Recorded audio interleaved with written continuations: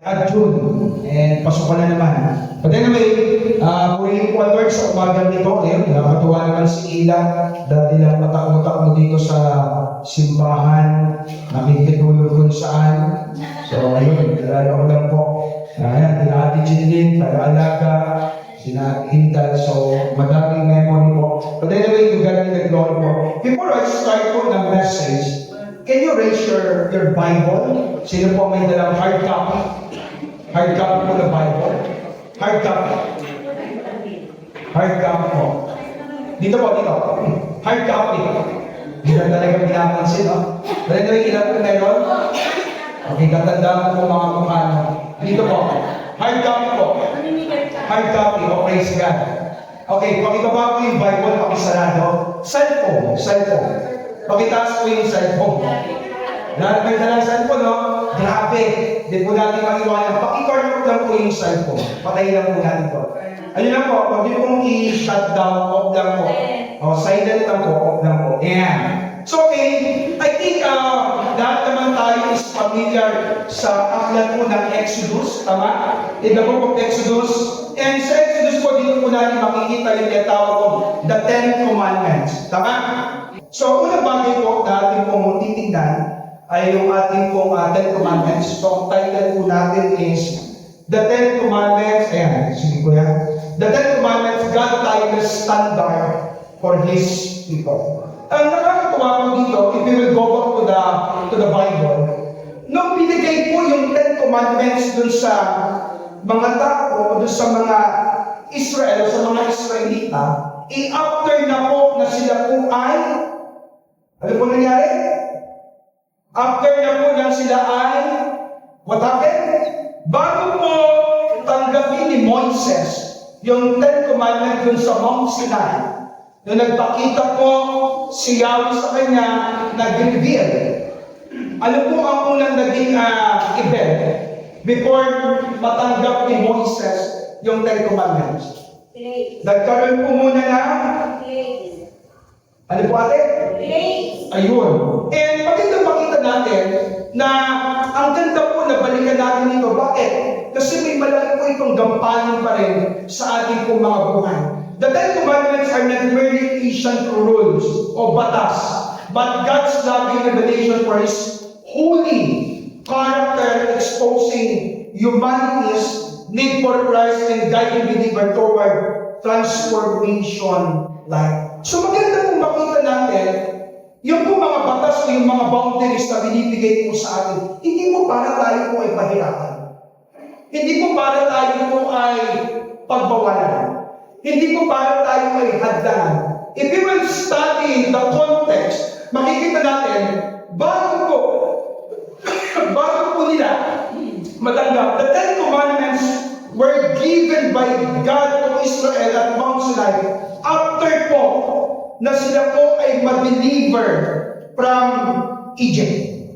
So bago po dumating yung Ten Commandments, ito po ay nagkaroon muna ng deliberation na na-deliver muna sila dun sa pagkakaalihin. Bago po dumating yung Ten Commandments sa buhay po ng mga Israelita, nakaranas muna yung mga tao ng deliverance. Second, they experience yung favor at yung grace ng Panginoon. He rescued Israel from slavery. So maganda po na ma-remind tayo na yung batas o yung Ten Commandments, hindi po binigay sa Israel para po sila ipahirapan. Number one, hindi po para sila ipahirapan. Second, hindi po para limitahan yung kanilang buhay. Pangatlo po, para po mas makita nila yung kabutihan ng Panginoon. God did not save Israel because they obeyed the law. Hindi ko po God did not save Israel because they obeyed the law. No. Ano po nangyari? God gave the law because, ano po nangyari? Because He saved already. Okay? Kaya maganda po makita natin na yung batas ay hindi po dumating nung sila po ay naging masunurin. In fact, hindi nga sila obedient. In fact, ang dami po nilang mga murmur, ang dami nilang complaint, ang dami nilang reklamo. But God gave the law because He already saved them. Amen? So yung batas, bago po dumating sa kanila, nakaranas na po sila ng kabutihan, nakaranas na po sila ng kahabagan, nakaranas na po sila ng favor ng Panginoong Diyos. Kaya ngayon po pag-usapan natin, the Ten Commandments, God, timeless standard for His people. And number one, yung unang batas po na ating pag-uusapan, Exodus chapter 20, verse 1 to 3. Basahin na po natin. Sabi po dyan, and God spoke all these words. I am the Lord your God, who brought you out of Egypt, out of the land of slavery. And number 3 of verse 3, you shall have no other gods before me. So the first commandment po na binigay po ng Panginoon ay ano?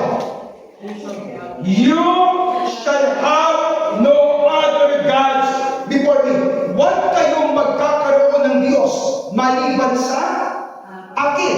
Kung titignan po natin at kung pinag-aaralan po the Ten Commandments, bakit ito yung nauna? Bakit hindi naman ginawa na do not shall commit adultery, do not covet, love your father and your mother, love the Sabbath? Pero kung titignan po natin at ating pag-aaralan, Exodus chapter 20, inuna po ng Panginoon, you shall not have or you shall have no other gods before me. Bakit? Bakit ito po? Kasi kung titignan po natin at pag-aaralan natin the Old Testament, ang problema po nila during the time, ang dami nilang klase o uri ng Diyos. Ang dami nilang klaseng uri ng Panginoon. God alone deserves first place in our heart. Because the greatest problem of humanity is misplaced worship. Amen? Tanong po, lahat po tayo ay nakakaintindi ng pagsamba. Amen? We understand about worship. Alam natin yan, kahit anong pag-usapan natin ng religiyon, alam po natin ang pagsamba. Nung mga bata tayo, tinuturo sa akin kung paano tayo manalangin. I remember when I'm a child, nagkaroon ako ng problema about sa pananampalataya because hindi ko alam kung saan ako patungo. Si nanay, Rizalista, si tatay, sabi niya, ay am a Protestant, pero ang Diyos niya ay yung lambanog. Alam niyo po yung lambanog? Eh, madalas siya umiinom, ilang ginanakabisnan ko. And hindi ko alam kung saan. And nung lumalaki na po, nagbubuklan na ako ng mga requirements ko, nag-aaral na, nalala ko, dinedicate ko pala ako sa isang UCC na simbahan. So, sino dedicate sa akin? Yung mga kapatid ng papa ko po na pastor. So, na-dedicate ako sa isang Protestant church. And starting noon, high school, doon na po nagsimula na ako po ay makakilala sa Panginoon. But way back elementary days, gustong-gusto ko pag dumadating po yung summer at yung pong mga Semana Santa. Lalo na po yung Flores de Mayo. Yan, may pagkain. Maliban sa pagkain ay pera. Kasi kumikita po ako. At nagtataka kung di ako kinukuha kasi yung kung magsusuot ng baro. Lungkot, ano tawag sa gano'n? Escort? Okay, escort. Maliban na po sa walang pambiling barong, hindi po kaganda ang lalaki. Yun ang problema. Kaya ginagawa namin, kami ang tagabuhat ng balas. So isang ikot, pero ang 300. May pakain, may pamerienda. So ganun ang buhay. E naranasan ko din pong magsakristan, kumain ng kostya, doon sa simbahan. So balikan po natin.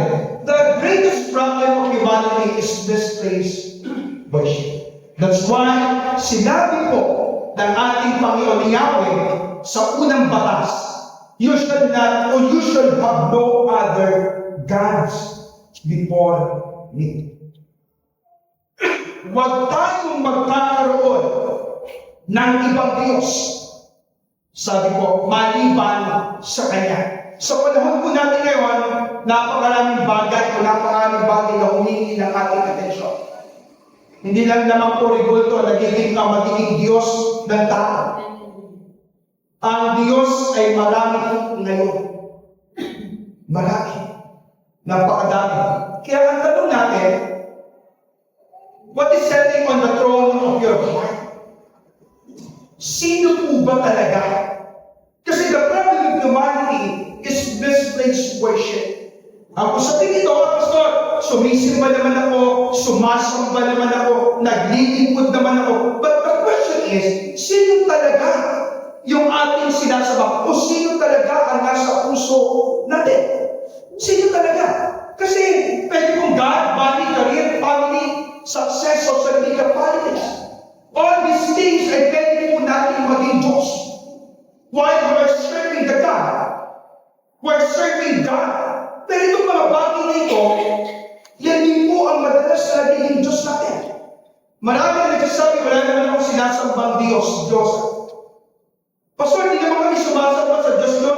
Wala naman po kami ribulto, wala naman kami nakatayo sa aming tahanan. But the question is, sino ba talaga? Everyone worship something. The question is, sino? Who do you worship? Pero ang tanong kasi ay hindi may sinasamba ba, kundi sino ang ating sinasamba? Sino ba ang sinasamba natin? Ang totoo, kilala naman natin ang Diyos, tama? Pero God. Pero ang tanong, talaga bang siya ang ating sinasamba? Talaga bang siya ang ating priority? Siya ba talaga ang ating mga buhay? Ang totoo, lahat tayo sumasamba. Tayo ay nilikha kasi, sabi ko ng Bible, sabi ng Panginoon, we are created to worship. Tayo ay nilikha bilang worshiper. Amen? Tayo ay nilikha. Ilang paglikha sa atin. Kung hindi natin sasambay ng tunay na Diyos, may ibang bagay na kukunin yung uwang sa ating pong mga puso. Nadunotis po natin siguro kung madalas natin napapansin. Sumisimba tayo, naglilingkod tayo, nagpupuli tayo sa Lord. Pero bakit parang kapos? Parang may kulat. God alone deserves first place in our lives. Because the greatest problem of humanity is misplaced worship. Talaga bang nakatuon tayo kay Kristo? Talaga bang nakatuon tayo sa Panginoon? Because everyone worships something. Kaya tama sinasabi ko, the greatest problem of humanity is misplaced worship. Kaya nung unang binigay ni Yahweh, kauna-unahang batas, huwag kayong magkakaroon ng ibang Diyos maliban sa akin. Because the context ng unang panahon, ang dami din po kasing klaseng Diyos, ang daming paniniwala. And tayo, kung maalala mo sa mga bata, sa mga Gen Z, marami ay nakikinig yung mga bagay na ito kasi tayo po ay nabuhay sa napakadaming paniniwala na yung tinatawag na superstitious beliefs. Ang dami yan. Talagang ang ating bansa sa ganyang usapin. Pero tandaan po natin, Exodus chapter 20, verse 1 to 3, verse 3. Verse 2, ano po sabi dyan? I am the Lord your God. Sino po siya? Lord God, who brought you out of Egypt, out of slavery. So una pa lang po, dinideklara na po ni Yahweh na siya po ang Diyos. Siya po ang Panginoon. Siya po ang dakilang Diyos. Siya po ang tunay na Diyos. At ang sinasabi niya, Israel had just been delivered from Egypt. Before God gave His law, ano po ang nangyari? Number 1, nagkaroon ng redemption. Second, rescue. He established a relationship with them. The relationship comes before rules. So bago ibinigay ni Yahweh yung batas, nagkaroon muna ng pag-ibig si Yahweh dun sa mga tao. Amen? Yung grace, yung favor ng Panginoon, pinakita na po ng Diyos. Kaya sinabi niya po in verse 2, I am the Lord your God who brought you out of Egypt, out of the land of slavery. Napakahalaga po dito na makita natin. Bago kasi ang kautusan, nagkaroon ng tunay na relasyon ng Diyos. Bago ang pagsunod, nagkaroon muna ng pagtubos. Bago ang responsibility, nagkaroon muna ng redemption. And ganito din po ang Ebanghelyo. Ganito din po ang gospel. Hindi tayo naligtas sa pamamagitan ng ating pagsunod. Bakit? Dahil tayo po ay naligtas. Naligtas muna tayo. Tayo ay sumunod dahil tayo po ay niligtas na ng Panginoon. Amen? Kaya what we are doing today, hindi po ito paraan ng ating pong kaligtasan. What we are doing today, hindi po ito paraan ng ating pong kaligtasan para po tayo ay mabawasan, mapatawad sa ating pong mga kasalanan noon. It is a response doon sa ginawa ng Diyos na pagliligtas sa atin. Amen? Sabi po ng Romans, binahal po tayo ng Diyos nung tayo ay makasalanan pa lamang. Amen? Sabi po ng Bible, binibig na tayo ng Diyos nung tayo po ay makasalanan pa lamang. So, ibig sabihin, hindi mo po tayo naglilingkod sa Panginoon, inibig ka na ng Diyos. Kaya what we are doing today, it is a response dun sa pag-ibig po ng Panginoon sa atin. Amen? Kaya yung ginagawa natin ito para tayo pagpalain noon. Ginagawa natin ito para tayo i-bless, para ibalik noon. Tayo po ay nagbabalik na sa Panginoon dun sa kabutihang ginawa ng Diyos sa ating pong mga buhay. So ano po maganda makita natin? Egypt was filled with gods. Yan, makikita po natin Sun God, River God, Fertility God, Death God. God demonstrated to the tenth plague, He alone is God. So pinapakita ng ating Panginoon una pa lang, siya ang tunay na Diyos. There is no other God. Yun ang maganda po natin makita sa pinapaalala po ng Panginoon. Why the Ten Commandments? The Ten Commandments were not given to the Israelites para po sila ay maligtas. Amen? But to God, God's redeemed people, salvation first, obedience path. Amen? Kaya tayo, kung makikita po natin bakit may batas, in order for us na maganda po na makita natin na magkaroon ng direction ng ating buhay. Amen? In order for us na maging tama yung ating pong lalakarin. Kasi kung wala akong order, kung wala akong batas, hindi po magiging maayos ang ating pamumuhay. Yan po ang ating katandaan. Kung wala akong batas, kung wala akong ating alilintunin, magulo po ang buhay. Amen? Magulo po ang ating pamumuhay. Number one na maganda po natin makita, una, God's exclusive claim. Sabi po ng verse 3, you shall have no other gods before me. Pansinin po natin ang salita po ng Diyos.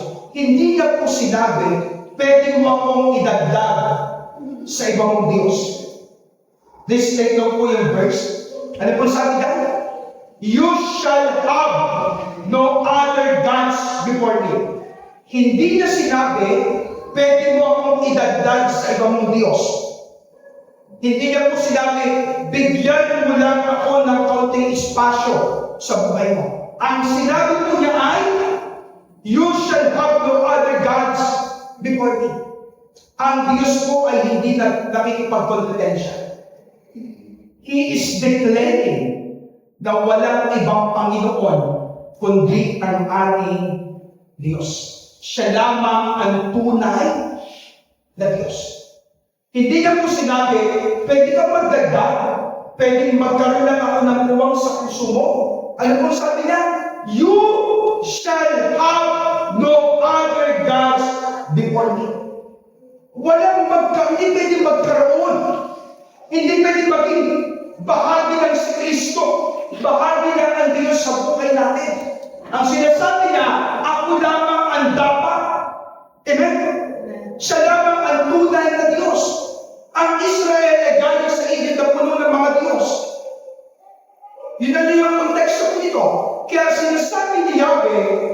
Walang ibang Diyos maliban sa iyo. Walang ibang Diyos maliban sa akin, ako dapat. Kasi kung titignan po natin kung bakit na sinabi ko, the Israel, punong-puno sila ng iba't ibang uri ng Diyos kung saan sila sumasamba. Sa araw, sa ilog, sa mga pag-aani, sa kamatayan, iba't iba. Kaya sinabi ng Panginoon, you shall have no other gods before me. Walang ibang Diyos maliban sa amin. Bakit? Why? God deserved the first place because God did not say, I can be one among many. Hindi niya po sinabi. God said, no other gods. Walang ibang Diyos. Why? Bakit? Number one, because He is the Creator. Amen. Second, He is a Redeemer. Pangatlo, He is sovereign. And He is the King, a sovereign King. So ito yung Diyos na dapat nating makilala. He is a Creator. Siya po ang lumikha ng lahat ng bagay sa mundo ito, even your life. So sino dapat nating sambahin? Ang Diyos. Sino nagligtas sa atin? Sino ang nag-redeem sa atin? Sino ang dakilang Panginoon? Siya. Kaya sabi niya, I am the Lord your God who brought you out of Egypt. Ako yung Diyos na nagligtas sa inyo sa pamamagitan ng slavery. Kaya ang dapat. So ibig sabihin, wala siyang katulad. Amen? Wala siyang kapantay. Walang maaaring pumalit sa Kanya kahit sino man. Because sabi po ng Isaiah chapter 45, verse 5, ay sabi ng Panginoon, I am the Lord, and there is no other. Sabi po ng Isaiah 45, verse 5, I am the Lord, and there is no other God maliban sa akin. Amen? So ano ba pinapaalala mo sa akin? Marami mong tao ang gusto si Jesus bilang tagapagligtas. Yes.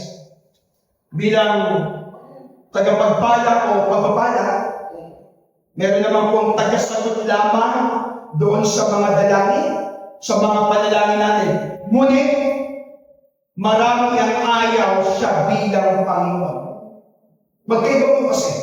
Marami ang may gusto kay Jesus bilang tagapagligtas, pagpapala, bilang tagatugon o tagasagot doon sa mga panalangin. Ngunit, ayaw siya bilang Panginoon. Marami ang ayaw pa rin na siya ay maging Panginoon ng buhay. Bakit? Kasi kung si Kristo talaga ang ating Panginoon, dapat siya ang masusunod sa mga buhay natin. Amen? Kung siya talaga ang Diyos, He is our Creator, He is our Redeemer, He is our Lord, He is our King, dapat siya ang namamahala ng ating mga buhay. Amen? Amen? Madami ang kilala lang siya bilang Diyos. Yes, tagapagligtas. Yes. Nagpapala, pag tayo nanalangin sumasagot, pero aayaw siya bilang Panginoon. Marami ang gustong tanggapin ang kamay ni Kristo, ngunit ayaw isuko naman ang buhay. Sino po ang gustong pagpalain? Ayaw. Yes. Gusto natin tayo ma-bless. Gusto natin na tayo po ay i-bless. Gusto natin tayo ay lumago. Pero sino ang gusto na si Kristo ang Panginoon? Dapat. Kasi kung gusto natin magpalain, kailangan natin tanggapin kung sino yung nagpapala. Amen? Yes, we want to be blessed. Gusto natin tayo mag-bless. Gusto natin na tayo ay lumago. Pero alam natin, panalangin natin tayo ay makaipon. Tama. Panalangin natin na tayo ay makaipon. Panalangin, makabili tayo ng magagandang gamot. Pero what we are doing? Gastos tayo dito, gastos tayo doon. And ang panalangin, Lord, bless mo ako na maging maayos yung income ko. What we are doing? Gastos tayo dito, gastos tayo. Pag-reklamo tayo, ang liit-liit na nga ng sahod ko, kulang pa. Pero anong ginagawa natin? Tapos ang panalangin natin, Lord, bless mo ako financially. Dalawang bagay ko napakinggan ko kay Chinkitan at kay Boss Sanchez. Sabi niya, there's two principle. Sabi niya, dagdag, bawas. Alam niyo po yun? Dagdag bawas. Dagdagan ang income. Bawasan ang gastos. Imagine niyo po, every week, lalabas kayo family day. Family time, okay naman po yan. Every week, 1.5 isang kain. So sa isang buwan, magkano? 4,000 plus, 2,000, 6,000. In 1 year, magkano? 6,000 times 12. Magkano? Mga mathematician. Ang laki. 1 week pa lang yun. Sa isang linggo, isang beses pa lang. Paano kung everyday? 500 pesos sa isang linggo. Magkano yung Starbucks? May isang kape. Magkano ate? 200. Grabe, no? And panalangin natin, Lord, bless mo ako financially. Pagpalain mo ako, Lord. But what we're doing? Nakuha mo ba natin? Because kung sinasabi natin, He is my Creator, He is my Redeemer, He is my Lord, He is my King. Dapat siya ang may-ari ng buhay natin. Yes, gusto natin si Jesus bilang tagapagligtas, pagpapala, sumasagot sa panalangin, pero kailangan din natin siyang tanggapin bilang Panginoon. Amen? Gusto natin ang kamay ng Diyos, pero ayaw natin isuko yung ating buhay. Hindi pwede. Ngunit hindi maaari kailanman na maging Savior lamang sa Jesus sa buhay natin. Dapat siya ang ating Panginoon. Amen? Kaya nga sinabi ng Lord, you shall not have no other gods before me. I am the Lord and there is no other. Sabi po ng Isaiah. Tama? Walang iba. Walang iba pwedeng sambahin, kundi ako. Kaya God is unique. God is sovereign. God is supreme. And He is worthy of worship. That's God. Amen? Supreme siya. Unique ang Diyos eh. Hindi pwede na ang Diyos ay nakakumbay lang sa isang bagay, sa isang sulong-laro. Hindi siya yung Diyos natin. And we need to understand na kung si Jesus talaga ay tinanggap natin, ito yung pwedeng mangyari. Hindi lang siya nagpapala, hindi lang siya nagpapagaling, hindi lang siya sumasagot sa panahon, kundi marunong din siyang magdisiplina. He is God. Amen? Kaya many people trust government, political leaders, human system, economic power. Hindi nagiging problema natin. The state is not our Savior. Christ alone is our King. Amen. Ngayon, matindi po ang usapin ng politika ng gobyerno, pero wala tayong pag-asa. Meron po tayong pag-asa sa ating pong Diyos. Amen. And pangalawang bagay, the danger of modern idolatry. Meron pong danger. Kasi ngayon po, kung mapapansin po natin na tayo po ay nasa moderno na. We're in the modern. Hindi karaniwan ang pagsamba sa libulto na maaaring bahagi ng mundo. Ngunit, hindi ibig sabihin wala nang idolatry. No. Pastor, wala naman po kami sinasamba na imahe o something. Yun nga po ang mas nakakatakot sa panahon na yun. Kasi nung una, way back, nung wala pang mga technology, aware tayo sa nangyayari at kitang-kita natin. But in the modern days, mas nakakatakot. Bakit? Tingnan po natin. Alam po ba yung tinatawag dyan? Idol today are often invisible, but they are still.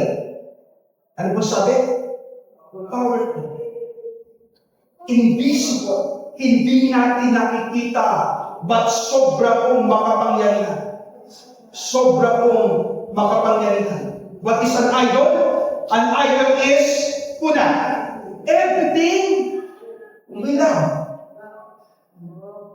Everything we love. Kung pagkakalala mo natin na mas malaki, yung pinakamamahal mo. Balik po tayo sa Old Testament. What happened to Abraham and Isaac? Ang tagal mo nilang pinag-pray na magkaroon ng child, magkaroon ng anak. Yes, nasabi ko, matanda na Sarah at at wala na ang pag-asa o marami ay hindi na pwede magkanak. So sa malalim na lingwahe, maliban po na parang nasa renovation stage na, so hindi na, ganun din si Abraham, matanda na. Pero napakabuti ng Lord, dumating si Isaac. Ang sabi kasi ng Bible, sobrang mahal na mahal niya si Isaac. Nandun yung kanyang attention, nandun yung kanyang buhay. Kinukuha ko ng Panginoon. Daan doon na lang. Pero binalik pa rin po. Nowadays, everything we love. Second, everything we trust. Everything we fear or desire more than God. That is our idol. Amen? Saan natin mas binubuhos yung ating buhay? Saan tayo mas nakapokus? Saan tayo mas nagbibigay ng mas malalim na atensyon? Pagmamahal. That is our idol. Amen? Alin binibigyan natin? Saan natin binubuwis yung ating buhay? Ine-exercise natin yung ating kalakasan? That is our idol. Because everything we love, pwede po maging idol. And the modern idols today is include success. Maraming tao ang nabubuhay umiikot lamang doon sa tagumpay. Pag walang success, hindi po masaya ang buhay. Second, money. Hindi masama ang pera, pero ang paalala ko ng Bible, ano po sabi? Money is the root of all kinds of evil. For the love of money, for the love of money is the root of all kinds of evil. Kasi ang sinasabi ko ng Biblia, kung nasaan ang iyong puso. Career, relationship, entertainment, sport, social media, politics, at higit sa lahat, yung ating pong mga sarili. Ano mo pinapaalala sa atin? Anything above God becomes tandaan mo. Everything above, yung nagiging mas mahalaga, mas nagiging mas priority natin, mas nagiging mas importante sa buhay natin, mas pinagpoposa natin ng panahon, oras, yun po ang nagiging Diyos. Sabi niya, become. Nagiging Diyos. The problem in the modern church, sometimes, churches focus on popularity, programs, number, entertainment. Nawawala na po na dapat si Kristo ang maging sentro po ng lahat. Nawawala na si Kristo. Yes, yung kasiyahan po hindi po masama. Yung kasiyahan po at kaligayahan natin, hindi po yan masama. Yung nag-i-enjoy tayo, hindi po masama. Dapat yan eh. Dapat mag-enjoy tayo. Eh yan, paalala ko ni Pablo. Ano po sabi ni Pablo? Rejoice always. Diba? Kahit na may problema, kailangan lagi mag-gala. Masaya. Pero, mahalaga po ang lahat ng iyan, pero sometimes, if we're too much focus sa mga bagay ito po ang nagiging problema natin. Instead of prayer, nawawala yung panalangin, nawawala yung holiness, nawawala yung worship, nawawala po yung God's word. The problem of the modern days, sometimes ang mga bagay na ito, nagiging secondary na. We need to go back. Kasi kung pag-aaralan po natin ng Bible, in Acts chapter 2, simple lang ang tinuro ng mga apostol. Be devoted in the word, with prayer, breaking of bread, thanksgiving, at sila pinagpupuri. Sabi ng Bible, sabi ko ng Acts chapter 2, verse 47, the Lord added their numbers daily who are being saved. And kung aap tayo, verse 25 to 26, they gathered yung kanilang mga possession, yung kanilang mga ari-arian at pinagbebenta nila at ipinamamahagi dun sa mga hini. Ganun ang ginagawa ng unang panahon. Pero sila po ay pinakasihan ng banal na spirito. Hindi sila sinasamahan, pinagpapala. So brothers and sisters, let us go back in prayer. Let us go back in holiness. Let us go back in true worship. Let us go back dun sa tunay na salita ng ating Panginoon. Amen? Kaya, kanina pinataas ko po yung ating mga Bible, huwag po kayo mahiya na magbitbit pa rin kahit may cellphone, kahit may tablet, kahit may gadget. Iba pa rin po yung hard copy. Amen? Hello? Amen? So, paalala po sa atin, at maganda po makita natin, a church can become busy and still miss God. Kahit tayo po ay maging busy, mas madaming gawain, yes, tama. Mas madaming aktibidades, yes, tama. But huwag po natin mamimiss ang ating Panginoon. Huwag natin makakaligtaan ang Diyos. Huwag natin makakalimutan ang ating Panginoon. Pangatlong bagay, alam kong sinasabi na Christ must be supreme. Ibig sabihin, ang unang utos ko ay hindi tungkol lang sa pagbabawal. Ulitin ko po, the first commandment ay hindi ko patungkol sa pagbabawal. Ulitin ko po, alala po, hindi po ito patungkol sa pagbabawal. Ito po ay paanyaya o a reminders and invitation po upang ilagay po natin si Kristo bilang sentro ng ating pong mga buhay. Kaya Christ must be supreme. Amen? So ulitin ko po, the first commandment ay hindi po tungkol sa pagbabawal. Kundi mariban tayo na dapat si Kristo ang hari. Amen? Si Kristo ang una. Si Kristo ang bida sa buhay natin. And sabi po dyan, Colossians chapter 1 verse 18. Sabay-sabay po tayo magbasa. 1 to 3. And He is the head of the body, the church. He is the beginning and the first born from among the dead, so that in everything He might have the supremacy. Ano pong sabi? And He is the head of the body, the church. He is the beginning and the first born among the dead. Ano pong pinapaalala po sa akin? Everything that He might have supremacy. Hindi po sinabi ng Biblia na si Kristo po ay bahagi ng buhay. Ulitin ko po, hindi po sinabi ng Bible na bahagi lamang si Kristo ng buhay. Siya mismo ang buhay. Amen?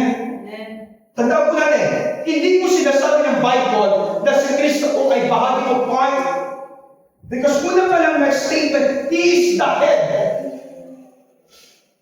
He is the head of the church. He is the head of the body. The church, He is the beginning and the firstborn. So, ulitin ko po, brothers and sisters, mga kapatid, mga anak, para po mas marimahin tayo, hindi po sinasabi ng Bible na si Kristo ay bahagi lamang ng ating buhay. Ulitin ko po, ha? Hindi po dinideclare ng Bible na si Kristo ay bahagi lang ng ating buhay. Ano po sabi niya? Ano po sabi? Siya mismo ang buhay. Bakit? Sabi po dyan, ulitin po natin, hindi siya accessory, hindi siya backup plan, hindi siya emergency contact. Siya mismo ang hari. Jesus is not an addition. Jesus is not a backup plan, an accessory, and panghuli, God is not a Sunday activity lang. Amen? God is every day. Amen? Ang Diyos ay pang-araw-araw. Hindi siya backup plan, hindi siya accessory, hindi siya Sunday event lang natin. Na pag Sunday, active tayo, active din ang Diyos. No. Kailangan ko magpadali, kailangan ko sumimba, kailangan ko magpunta sa church because Sunday, nandun ang Diyos. May worship kami. No. Every day. Dapat maintindihan natin, every day, kasama natin ang Diyos. Every day is worship. Every day is worship. Every day is worship. Not only for Sunday. Because Christ is not a Sunday event lang. Amen? Kung gano'n ang teologiya natin, gano'n ang ating pananaw na si Kristo ay nasa Sunday lang. Sunday lamang ba ang biyaya? Sunday lamang ba nagpapala ang Diyos? Sunday lang ba nagpapaulan ng biyaya at kabutihan ng Diyos? Sunday lamang ba nararanasan ang kabanalan ng Diyos? Sunday lang dapat tayo maging mabuti? Sunday lang tayo dapat maging maayos? Sunday lang tayo dapat maging on time? Paano naman yung Monday to Saturday na ang Diyos ay gumagawa at nagpapala sa atin? Despite na tayo ay may kasalanan, despite na tayo ay hindi faithful, God is always been faithful sa buhay natin. Amen? God is not only for Sunday. Amen? Kung tayo nagiging maayos ng Sunday, papaano yung Monday to Friday and Saturday natin? Amen? Kaya, Jesus is not additional. Hindi siya pandagdag lang. He is not about man. An accessory sa buhay natin na may palamuti na makita tayo, born again, believer, sumasamba, bahagi ng GTWMC. No. Ulitin po natin. God is not for Sunday event lamang mga kapatid. Amen? Because Jesus is Lord, King, Savior. Amen? Hello? We need to understand and we need to admit yung katotohanan na si Jesus. Siya po ay Lord, King, and Savior. Kasi maraming tao gusto si Jesus bilang healer. Yes, gusto natin. Totoo naman po, God is a healer. Amen? God is a provider. Amen? God is a blesser. Pero, marami ng tao, ito lang ang gusto niya. Ito lang ang may ang gusto sa Panginoon. Dapat tayo, gusto natin, si Lord ay hindi lamang healer, hindi lamang provider, hindi lamang blesser. Si Lord ay King. Si Lord ay Savior. Siya talaga ang tunay na Diyos. Pero ang mga tao, gusto lamang siya bilang healer, provider, and blesser. No. Kasi kung doon lamang si Jesus, hindi ka pwedeng pakailaman. Hindi ka pwedeng pagalitan. Hindi ka pwedeng parusahan. Kasi kung hindi mo siya Lord, hindi mo siya King, hindi mo siya Savior, hindi siya may-ari ng buhay mo. Amen? Ngunit ang tunay na kaligtasan po ay may kasamang pagsusuko ng buhay. Kasi kung gusto natin maligtas, kung gusto natin ang tagapagligtas, kailangan din gusto natin na tayo po ay marunong magsuko ng buhay kay Kristo. Kasi ang tunay na pananampalataya po, brothers and sisters, let's take note of this. Ang tunay na pananampalataya ay may kasamang tunay na repentance. The true worship, the true faith, include yung tunay po na pagsusuko ng buhay. Kasi hindi po sapat yung tinatawag kong church attendance. Hindi rin po sapat yung pagiging sobrang religious, active, yes, okay naman. Pero hindi po sapat yung pagiging mabait, pagiging mabuti. Amen? Pastor, ako nagpalibre yan, ako gumastos yan. Akin yan, amin yan. Pastor, ako nagbigay yan. No. Kahit ibigay mo ang lahat. Sabi po ng Korinto, kahit ipasulog mo ang lahat. Kahit ibigay mo ang sarili mo. Grabe, no? Sabi ng 1 Corinthians chapter 13, kahit ialay mo ang iyong sarili, kahit ipasulog mo. Kung wala kang pag-ibig sa tunay na Diyos, everything will be useless in the sight of God. Ang kailangan po natin ay si Kristo. Ang siya po ang may-ari ng lahat. Siya ang kailangan natin. Siya ang dapat nakaupo sa trono ng ating pong mga buhay. Amen? And what happened? What happened when Christ is the first sa buhay po natin? Una po dyan, ano po sabi? Nagkakaroon po na? We find true purpose in life. Kasi pag si Lord ang una natin, si Lord ang nasa buhay natin, nagkakaroon ng tunay na meaning ang buhay. We understand yung tunay na misyon natin sa buhay. Hindi ka lang nabubuhay for nothing. You find true meaning. Kapag si Kristo ang una, nagkakaroon ng direksyon ang ating mga buhay. Kasi kung wala si Kristo, walang direksyon ang buhay. Pangalawa, nagkakaroon ng kapayapaan, kapanatagan. You experience true happiness. Ang puso ng tao na hindi mapapahinga hanggang magtatagpo nito ang Diyos. Hindi mo makakapagpahinga hanggang hindi makatagpo ang Diyos. Unless we experience God, we can experience true happiness. Amen? Nung kahit alam mo nang walang-wala na, ang saya mo pa rin. Bakit? Kasi alam mo na God will provide. Amen? Nung nagbigay ka, nag-offering ka, dahil pangangailangan ko, because you have faith. You have faith na yung magbibigay mo, pwede pagpalain ng iglesia at ikaw. That is faith. You find true meaning and you experience true happiness sa Lord. Nagkakaroon mo ng spiritual growth. Amen? Kasi kung nasa Diyos, dapat nagbabago ang buhay, nagbabago ang karakter, nagbabago ang attitude. Tama? Kasi kung na-experience natin ang Diyos, nagbabago yung karakter. Basically, sila ang ating karakter. Ngayon, hindi tayo marunong gumana. Di ba? Wala na po yung tradition. Wala na po yung makaluma na napakagandang attitude ng mga tao na pag nakakita ng matanda, anong gagawin? Anong sagot? Check ka, bahala ka daw, walang hiya. Wala kang pakena. But the Bible tells us, respect the elderly. Kaya when we're in Christ, we experience spiritual growth, dapat nagbabago. Tandaan mo natin, yung spiritual growth ko ay hindi lang po lagi nakabase na tayo po ay magaling. Na tayo po ay napakadaming verses na alam. Napakadaming pagina na alam. Napakadaming mga katuruan na alam mo. Tandaan po natin, spiritual growth is not always confined dun sa biblical.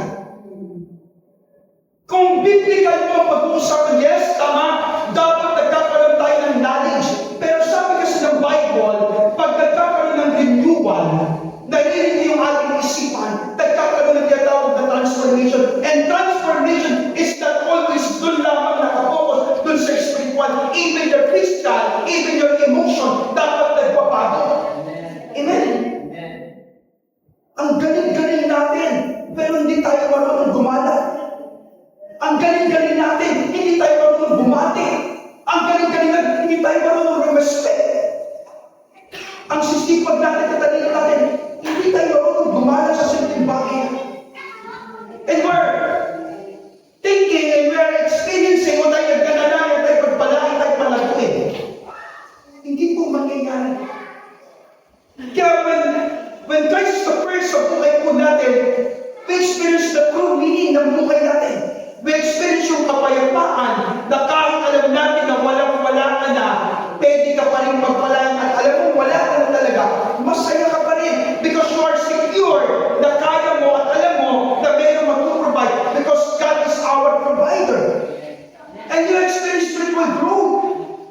Tandaan mo, brothers and sisters, once nalayo mo ay lumalayan dapat sa buhay, nagkakaroon po ng konti-unting pagbabago dapat ang ating mga buhay kay Kristo. Because sabi ko ng Bible in 2 Corinthians 5:17, if anyone who is in Christ, he is a new creation, the old has gone, the new has come, and you become effective witness. Brothers and sisters, maganda po ito. And I want to highlight this. Dapat po tayo nag-witness na po tayo. Pastor, wala kasi akong formal training, walang training ang church, walang programa sa witnessing. No. Simple lang. Kung talagang ikaw ay naniniwala na ikaw ay binago ng Diyos, kung ikaw talaga ay naniniwala that you experience God's favor, you experience the goodness, the miracle ng Diyos, at alam mo, sinubo mo ang buhay mo kay Kristo, pwede ka pong mag-witness. As long you believe in yourself na ikaw talaga ay nagtalaga ng buhay kay Kristo, you can share the message of the gospel. Amen? Kung bakit hindi tayo makapag-share, hindi tayo makapag-witness, because takot tayo. Takot tayo masabihan, takot tayo mapulaan, because alam natin sa sarili natin na hindi natin nagagawa o nagagawa natin yung sinasabi ng Panginoon. Na ipabuhay yung kanyang salita. Sa school, kumusta tayo? Kumusta tayo sa school? Mga estudyante, kumusta tayo sa school? Alam ba nila na ikaw ay born again? Hindi. Kasi kung alam nila, dapat ay pakita mo. Tama? O kailangan ko makicompromise. Okay na. Sa trabaho, sino tayo? Sa community, alam mo yung kapit-bahay natin na we are born again? In our house, especially in our house, alam ba ng mga kasama natin na tayo makakapagpalataya? Siyempre naman. Pero ang tanong, napapractice po ba natin yung pagiging born again? Napapractice po ba natin yung pagiging worshiper? Napapractice po ba natin yung pagiging prayerful? Napapractice po ba natin yung pagiging isang tunay na alagad ni Kristo? Ina. Pangalawa, strong faith, powerful in prayer. Kapag si Kristo ang sentro ng ating buhay, dapat makita po sa ating sarili that we are living in death. Amen. Amen. And magandang paalala sa akin, ano ang impact sa church? Ano po yung impact sa ating iglesia? When Christ first, revival happens. Yung revival po, hindi po siya nagpaplanuhan. Yung revival po, hindi po yung programa. Tandaan po natin, yung revival po ay hindi nagsisimula sa isang magandang programa, kundi ito po ay panumbalik sa Diyos. Worship become jihad. Evangelism become effective. Holiness increase. Nababawasan, nawawala yung kasalanan. The gospel advances. Christ-centered church transformed community. Ito po maganda. Are you a blessing to your community? Are you a blessing to your community? Sa iyong neighbor? Blessing po ba kayo? Pagpapala kayo? Na pag may kainan, nakakatidan ba kayo? Nakakatidan kayo? Pag may kainan, nakakatidan. Eh kapatid, may birthday kasi kayo kasi alam ko, hindi naman kayo umiinom, kaya dagdagan ko na lang kayo ng pagkain. Yung mga ganun po ba? Dapat maging blessed tayo sa ating community. Mga kapatid, revival ay nagsisimula sa puso. Hindi po sa paglalaan. Let us ask ourselves. Tanungin po natin ang ating sarili. What occupies my thoughts the most? Hindi lagi. What do I fear losing the most? Ano yung kinakatakot natin mawala? What controls my decision? Lalo na mabilikod sa Panginoon.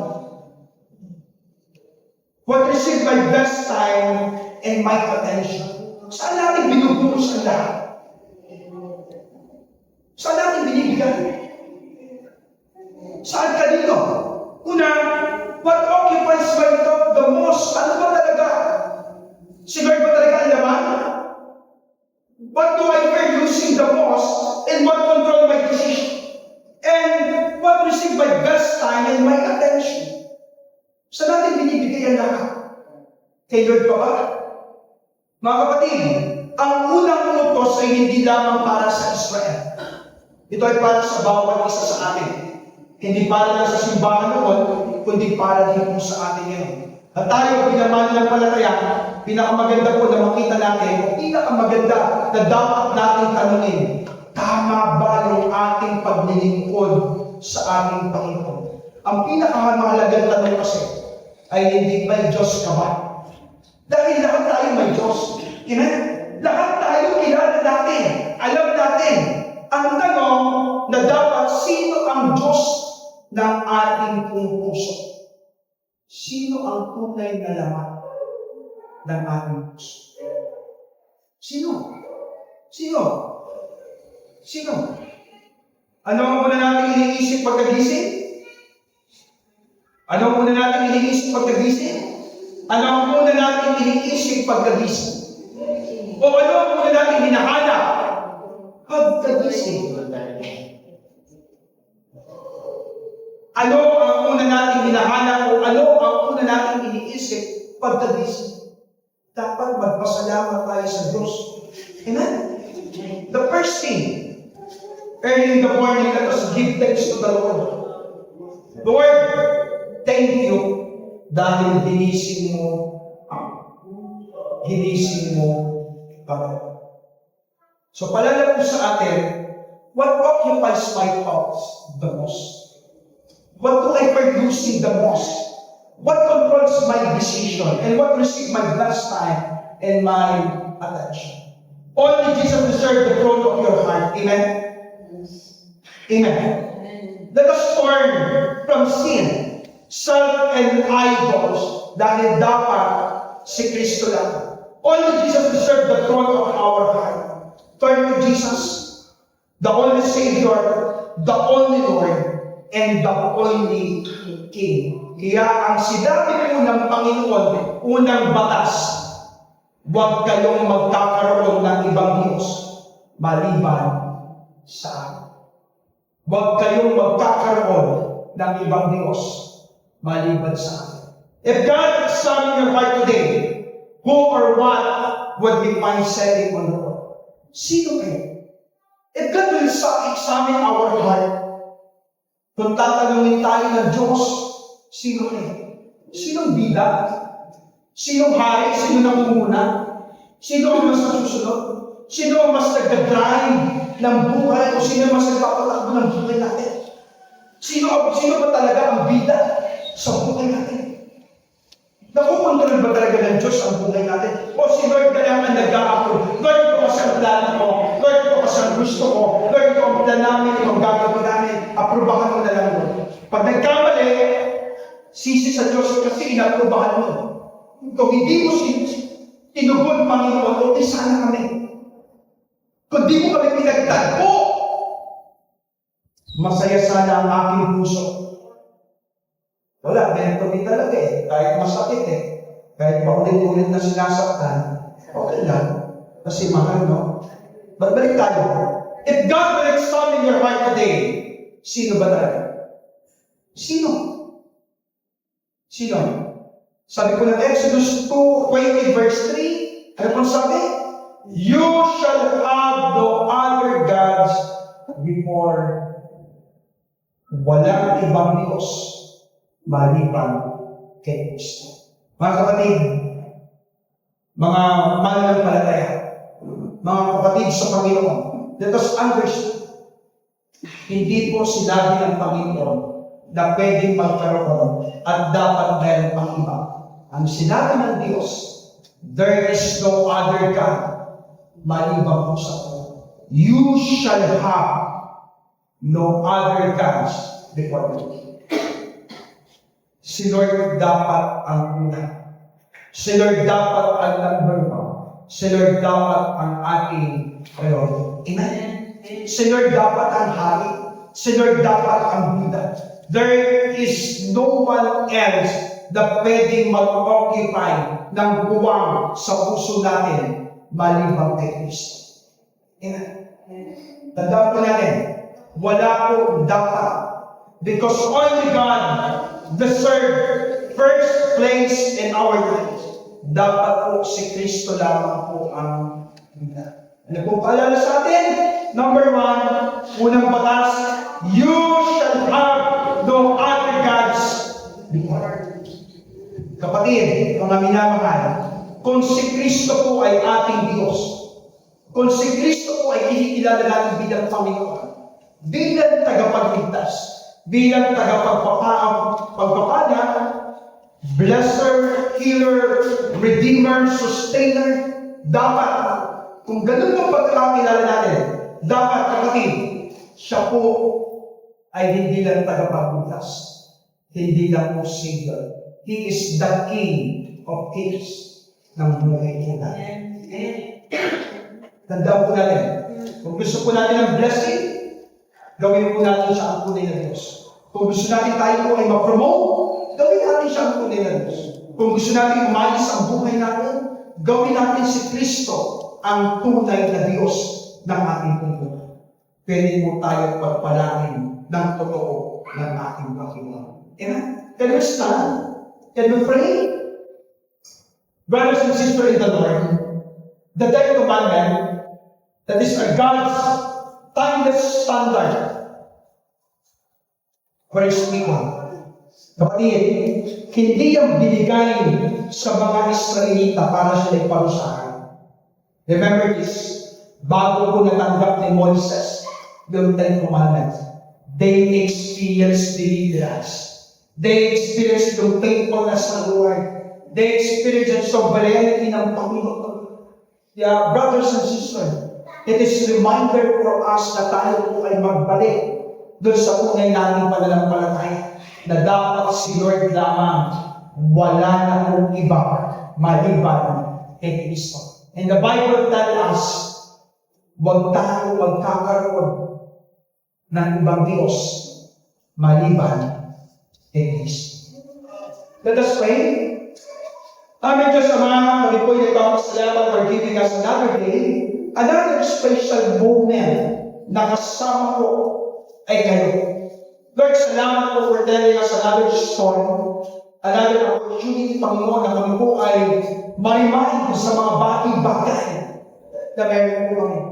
Lord, dalangin po Diyos sa patuloy po maging maayos yung aming paglilingkod sa iyo.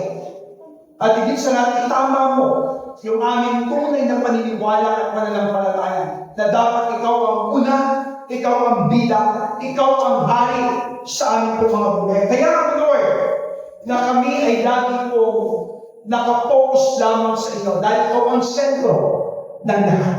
Kaya pagpalain mo ang bawat isa, patuloy mo kaming katagpuin. Pagpalain ang buhay ng bawat isa sa amin. At kaya ako, Diyos, na patuloy po namin maranasan ang iyong kabutihan sa aming mga buhay. And help us, Lord, sa panahon na kami ay nawawala, sa panahon na kami ay nalinito, sa panahon na kami ay nadadala ng sitwasyon ng mundong ito, turuan mo kami na makabalik doon sa tama at sa tunay na pananampalataya.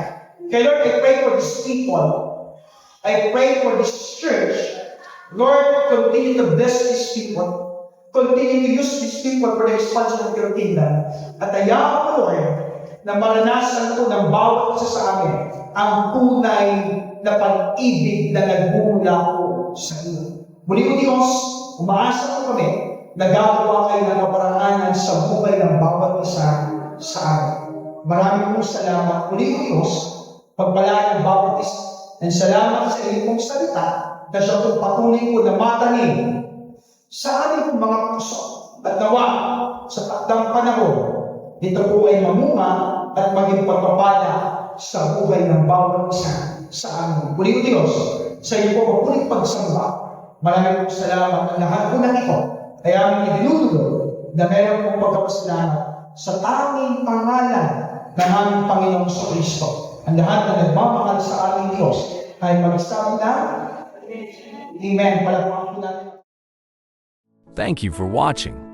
Here at Green Pastures World Mission Church, we are committed to building intimacy with God and His church. We'd love for you to stay connected. Follow us on our social media channels for more uplifting content. See you in our next video, and may you be blessed.